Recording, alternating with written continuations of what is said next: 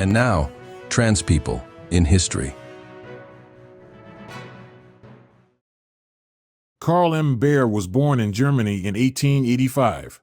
Assigned female at birth, he came out as a man in 1904.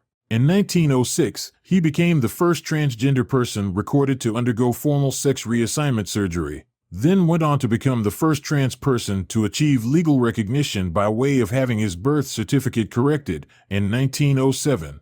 He collaborated in Magnus Hirschfeld's Gender Clinic, and together the two penned the semi-fictional semi-biographical Memoirs of a Man's Maiden Years, published in 1907, which was met with so much popularity it was adapted into film twice.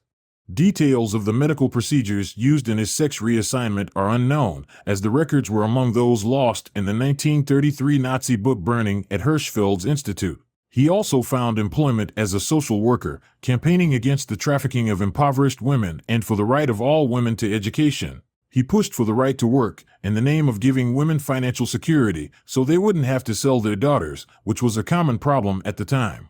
In 1911, he took a post as counsel for a Jewish organization in Berlin and became director of the local chapter in 1920, where he worked until it was closed by the Gestapo and he was himself captured and tortured. In 1938, he was freed and directed to leave Germany, so he moved to Palestine, where he lived the rest of his life, in a throuple with his second wife and another woman who worked as his secretary, still earning royalties from his book with Hirschfeld.